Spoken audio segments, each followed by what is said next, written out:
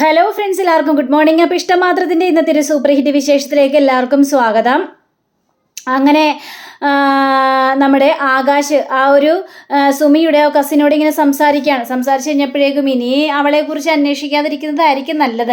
അവളെ ഇനി അന്വേഷിച്ചാലും കിട്ടാനൊന്നും പോകുന്നില്ല. എന്താ സാർ എന്താ അങ്ങനെ പറഞ്ഞതെന്ന് ചോദിച്ചപ്പോഴേക്കും അത് വേറൊന്നുമല്ല. ഞാൻ പറഞ്ഞല്ലോ, അവൾ ദുബായിൽ പോയി ഒരു റിലേഷനൊക്കെ ആരംഭിച്ചു. ഇനി അവിടെ അവൾ സുഖമായിട്ട് ജീവിക്കും. അപ്പോൾ വേറൊരു ബന്ധത്തെക്കുറിച്ചൊന്നും അവൾ ചിന്തിക്കാനായിട്ട് പോകുന്നില്ലെന്നേ.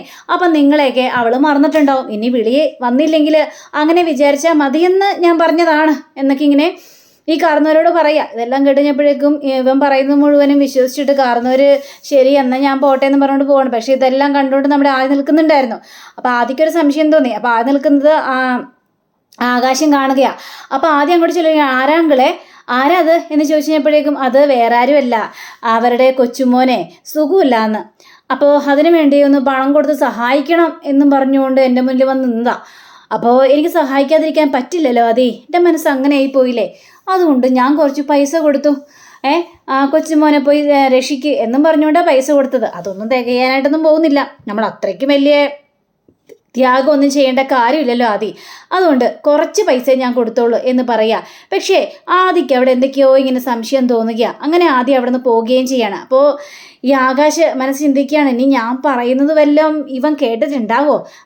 അവൻ്റെ നോട്ടത്തിലും ഭാവത്തിലൊന്നും പന്തികേടാണല്ലോ എന്നൊക്കെ ഇങ്ങനെ ചിന്തിക്കുകയാണ്. അങ്ങനെ പിന്നീട് കാണിക്കുന്നത് നമ്മുടെ മഞ്ജിമയാണ്. അപ്പോൾ മഞ്ജിമയ്ക്ക് ഒരു മിസ് കോൾ വരിക. അപ്പോൾ മിസ് കോൾ വന്നു കഴിഞ്ഞപ്പോഴേക്ക് ധാരാളം അവൻ്റെ ഫോണിലേക്ക് മിസ് കോൾ അടിച്ചത് ധാരാണെന്ന് അറിയണമല്ലോ എന്നൊക്കെ ചിന്തിച്ചുകൊണ്ട് മഞ്ജിമ നേരെ വിളിക്കുക. അപ്പോൾ ആ വിളിച്ചത് മറ്റാരുമല്ല, എന്നാൽ റെസ്റ്റോറൻറ്റിൽ വെച്ച് പരിചയപ്പെട്ട ആ വ്യക്തിയായിരുന്നു. അങ്ങനെ അജിത്ത്. അപ്പോൾ ആടാ ഈ മീൻ എൻ്റെ വലയിൽ കുരുങ്ങിയടാ, ദേ അവൾ വിളിക്കുന്നുണ്ട് എന്നും പറഞ്ഞുകൊണ്ട് ആ ഫോൺ എടുക്കുകയാണ്. ഹലോ, ആരാ, നിങ്ങൾ ആരാ എന്ന് ചോദിച്ചു കഴിഞ്ഞപ്പോഴേക്കും ഇത് മഞ്ജിമയല്ലേ എന്ന് ചോദിക്കുകയാണ്. അതെ, ഞാൻ മഞ്ജിമ തന്നെയാണ്. എന്നെ മനസ്സിലായില്ലേ മഞ്ജിമയ്ക്ക്? ഇല്ല, മനസ്സിലായില്ല. ആരാ? ഞാനേ അന്ന് റെസ്റ്റോറൻറ്റിൽ വെച്ച് അജിത്ത്. ഓഹോ, നിങ്ങളായിരുന്നോ? അതെന്താ എൻ്റെ ഫോണിലേക്ക് വിളിച്ചത് എന്ന് ചോദിച്ചപ്പോഴേക്കും അതെ, ഞാൻ വേറൊരു നമ്പർ സേവ് ചെയ്താണേ. അപ്പോൾ ഈ നമ്പറിലേക്കൊരു മിസ് കോൾ പോയത് ഞാൻ കണ്ടില്ലായിരുന്നു.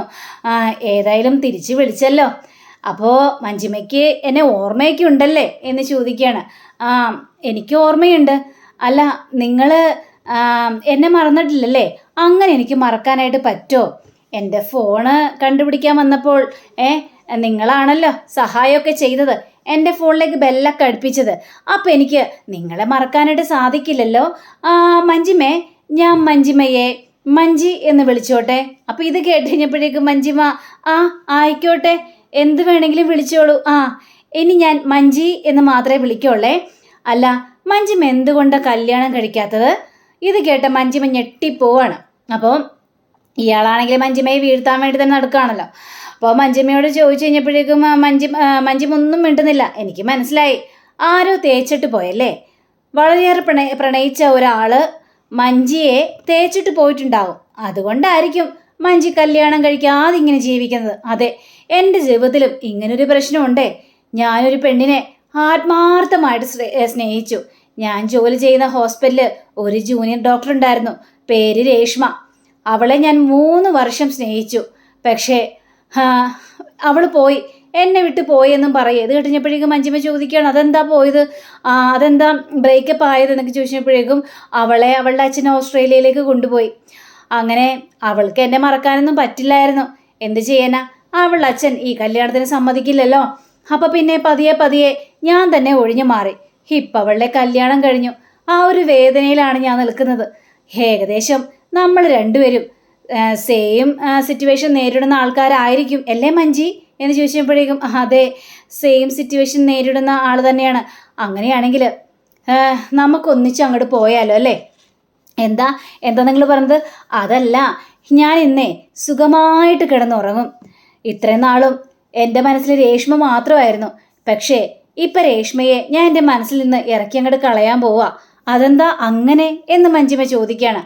അത് വേറൊന്നും കൊണ്ടല്ല, ഞാൻ മഞ്ജിയോട് സംസാരിച്ചല്ലോ, അപ്പം എൻ്റെ മനസ്സൊന്ന് ഇളകി. ഇപ്പോൾ മഞ്ജിയുടെ ആ സംസാരമാണ് എൻ്റെ മനസ്സിളക്കിയത്. ഇനി മഞ്ജിയുടെ ആ ഒരു രീതിയും കണ്ട് ഞാൻ അങ്ങനെ കിടന്നുറങ്ങും സുഖമായിട്ട് എന്നിങ്ങനെ സംസാരിക്കാം. അപ്പോൾ നമ്മുടെ മഞ്ജിമയ്ക്ക് ഏകദേശം കാര്യങ്ങളെല്ലാം മനസ്സിലായി. അപ്പോൾ മഞ്ജിമയാണെങ്കിൽ ഇങ്ങനെ ഒരു കിനാര രീതിയിൽ ഇങ്ങനെ സംസാരിക്കുകയാണ്. അപ്പോൾ ഈ അജിത്ത് പറയാ, ഞാൻ മഞ്ജിമയെ ഇടക്കിടക്ക് വിളിക്കുന്നത് കൊണ്ട് എന്തെങ്കിലും പ്രശ്നമുണ്ടോ? ഒരു പ്രശ്നമില്ല, വിളിച്ചോളൂ, എപ്പോൾ വേണമെങ്കിലും വിളിച്ചോളൂ. അപ്പോൾ ഇവരിങ്ങനെ സംസാരിക്കുമ്പോഴാണ് ദേ രാമൻ വരുന്നു. അപ്പം രാമനെ കണ്ടു കഴിഞ്ഞപ്പോഴേക്കും ഉടനെ തന്നെ മഞ്ജിമ അതെ എന്നാൽ ശരി ഗുഡ് നൈറ്റ് എന്നും പറഞ്ഞുകൊണ്ട് വെക്കാണ്. വെച്ച് കഴിഞ്ഞപ്പോഴേക്കും ഈ അജിത്താണെങ്കിൽ വീണടാ, എൻ്റെ വലയിൽ അവൾ വീണു. ഇതിനു വേണ്ടിയാണല്ലോ മഞ്ജിമേ നിന്റെ പിന്നാലെ ഞാൻ നടന്നത്. ഇനി നിന്നെ ഞാൻ ഇങ്ങോട്ട് കൊണ്ടുവരും, എൻ്റെ ബെഡിൽ നിന്നെ ഞാൻ കിടത്തും എന്നാണ് അജിത്ത് ചിന്തിക്കുന്നത്. അപ്പോൾ അജിത്തിൻ്റെ ഫോണിലേക്ക് കോൾ വരികയാണ്, രേഷ്മയുടെ കോൾ. അയ്യോ മെനകെട്ടവള് രേഷ്മ വിളിക്കുന്നു. ടെക്സ്റ്റൈൽസ് ഷോപ്പിൽ സെയിൽസ് ഗേളായിട്ട് നിൽക്കുന്നവളാ. അവളെയാണ് ഞാൻ ഡോക്ടറായിട്ട് പറഞ്ഞ് മഞ്ജിമയുടെ മുന്നിൽ അവതരിപ്പിച്ചത്. ഇനി ഇവള് വേണ്ട, എടുക്കണ്ട ഫോൺ എന്ന് പറഞ്ഞുകൊണ്ട് കട്ടാക്കി അങ്ങോട്ട് വിടുക. അങ്ങനെ രാമൻ മഞ്ജിമയോട് ചോദിക്കണം, ആരാടി ഈ സമയത്ത് വിളിച്ചത്? എൻ്റെ ഭർത്താവ്. ഇത് നല്ല കൂത്താണല്ലോ, എനിക്ക് എൻ്റെ ഭർത്താവിനോട് സംസാരിക്കാനായിട്ട് പാടില്ലേ എന്നും പറഞ്ഞുകൊണ്ട് മഞ്ജിമ പോവുക. അപ്പോൾ അജിത്ത് മനസ്സിൽ ചിന്തിക്കുന്നുണ്ട്, മഞ്ജിമേ നിന്നെ കണ്ടാലറിയാം നീ ഒരു കല്യാണം കഴിച്ച് ഡിവോഴ്സ് ആയവളാണെന്ന്. പക്ഷേ നിന്നെ വീഴ്ത്താനായിട്ട് ഇതല്ലാതെ വേറൊരു നിവൃത്തിയില്ല. അതുകൊണ്ടാണ് നീ കല്യാണം കഴിച്ചിട്ടില്ല എന്ന് ഞാൻ എടുത്തു പറഞ്ഞത് അങ്ങോട്ട് എന്നും അങ്ങനെ സംസാരിക്കുകയാണ്. പിന്നീട് കാണിക്കുന്നത് നമ്മുടെ പ്രിയാമണിയും അതേപോലെ തന്നെ മാഷും കൂടി പറയാണ്. പ്രിയാമണി അപ്പോൾ ഭയങ്കര സങ്കടത്തിലാണ്. എന്താ പ്രിയാമണി എപ്പോഴും ഇങ്ങനെ മൂഡ് ഓഫ് ആയിട്ടിരിക്കുകയാണല്ലോ. മാഷ് ഇപ്പോൾ 2 ചായയായിട്ട് കുടിക്കുന്നത്. ഇങ്ങനെ ചായ മാത്രം കുടിച്ചാൽ മതിയോ മാഷേ? ഫുഡൊക്കെ കഴിക്കണ്ടേ എന്ന് ചോദിച്ചപ്പോഴേക്കും ഭയങ്കര ദേഷ്യമാണല്ലോ. പിന്നല്ല ദേഷ്യം വരാതെ ഇപ്പം ഞാൻ ഒറ്റപ്പെട്ടു പോയൊരവസ്ഥയിലായില്ലേ. ആദ്യം ആഷു ഉണ്ടായിരുന്നു, എല്ലാവരും ഉണ്ടായിരുന്നപ്പോൾ ഭയങ്കര സന്തോഷമായിരുന്നു. ആഷു കല്യാണം കഴിച്ചു പോയി.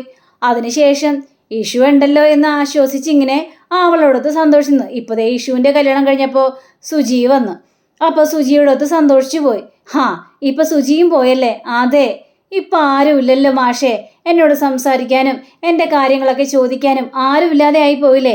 എടോ അങ്ങനെയാണ് പെൺമക്കളെ, നമുക്കല്ല സ്വന്തം, അത് അന്യ ആൾക്കാർക്ക് സ്വന്തപ്പെട്ടതാ പെൺമക്കൾ എന്ന് പറയുന്നത്. അപ്പോൾ നമ്മൾ അതിനെക്കുറിച്ച് ഓർത്തൊന്നും സങ്കടപ്പെടേണ്ട യാതൊരു കാര്യമില്ല. ഇപ്പം അവരെല്ലാം സന്തോഷത്തോടെയല്ലേ കഴിയുന്നത്. പിന്നെ വിനോദിനെ വിളിച്ചു കഴിഞ്ഞാൽ ഉടനെ തന്നെ സുജിയായിട്ട് ഇങ്ങോട്ട് വരികയും ചെയ്യും, തൻ്റെ പ്രശ്നങ്ങളെല്ലാം തീർക്കുകയും ചെയ്യും എന്നൊക്കെ ഇങ്ങനെ സംസാരിക്കുമ്പോഴാണ് പെട്ടെന്നൊരു കോളിംഗ് ബെല്ല് കേൾക്കുന്നത്. കോളിംഗ് ബെല്ല് ഇട്ടഞ്ഞപ്പോഴേക്കും അയ്യോ സുജിയും വിനോദ് തന്നെ ആയിരിക്കും, അവരായിരിക്കും എന്ന് പറഞ്ഞുകൊണ്ട് കഥ ഓർക്കാം. കഥ ഓർന്നു കഴിഞ്ഞപ്പോഴേക്കും ദേ നിൽക്കുന്ന സ്വപ്നവല്ലിയും രാമനും കൂടി, ആഹാ നിങ്ങളോ, വാ വാ കയറി വാ, അകത്തേക്ക് കയറി വാ എന്നിങ്ങനെ പറയാം. ഇത് കയ്യിൽ കുറേ കാര്യങ്ങളൊക്കെ കാര്യമായിട്ടുണ്ടല്ലോ, എന്താണ് എന്ന് ചോദിച്ചപ്പോഴേക്കും ഞങ്ങളൊരു കാര്യം ബോധിപ്പിക്കാൻ വേണ്ടി വന്നതാണേ. ഇതേ ഇഷുവിൻ്റെ 5ാം മാസമാണ്. അപ്പം 5ാം മാസത്തിൻ്റെ ചടങ്ങായിട്ട് ഞങ്ങൾ 5 കൂട്ടം പലഹാരവുമായിട്ടാണ് വന്നിരിക്കുന്നത്.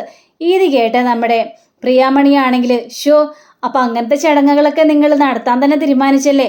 ഞാൻ വിചാരിച്ചത് ഇങ്ങനത്തെ ചടങ്ങുകളൊന്നും നിങ്ങൾ നടത്തില്ലെന്നാ. ഇന്നലെയും കൂടി ഞാൻ മാഷിനോട് പറഞ്ഞുള്ളു യേശുവിന് 5ാം മാസം അല്ലേ എന്ന്. അപ്പോഴേക്കും രാവിലെ നിങ്ങൾ പലഹാരമായിട്ട് എത്തിയല്ലോ, വളരെ സന്തോഷമായി എന്ന് പറയാം. ഏതായാലും പലഹാരങ്ങളെല്ലാം പാത്രത്തിലാക്കി കൊണ്ടുപോവാ എന്ന് പറയാണ്. അങ്ങനെ 5 പാത്രത്തിലാക്കി 5 കൂട്ടം പലഹാരങ്ങളുമായിട്ട് മേശപ്പുറത്ത് വയ്ക്കുക.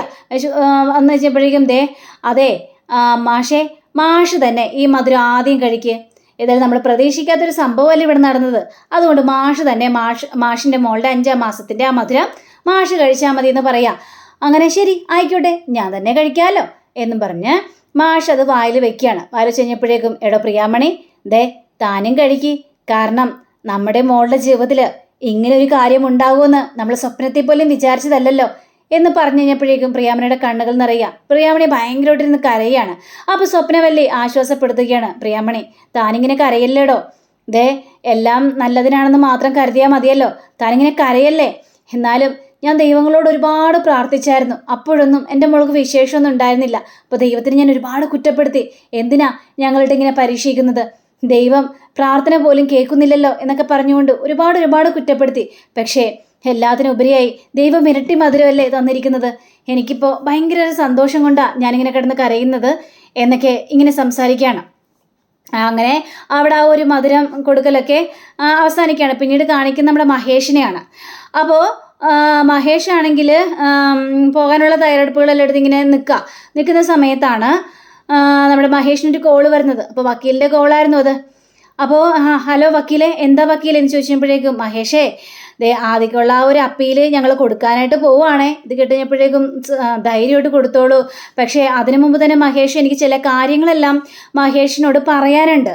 പേഴ്സണലായ കാര്യങ്ങളാണെന്ന് പറയണം. എങ്കിൽ വക്കീൽ പറഞ്ഞോളൂ വക്കീലെ, എന്താണെങ്കിലും ഏതാണെങ്കിലും ഞാൻ ചെയ്തോളാം എന്ന് പറഞ്ഞപ്പോഴേക്കും അത് ഫോണിൽ കൂടി പറയേണ്ട കാര്യമല്ല, മഹേഷ് ഇവിടം വരെ ഒന്ന് വരണം, മഹേഷിനോട് നേരിട്ട് പറയേണ്ട ചില കാര്യങ്ങളൊക്കെ ഉണ്ട്, അതിനു വേണ്ടിയാണ് മഹേഷിനോട് വരണമെന്ന് പറഞ്ഞത്.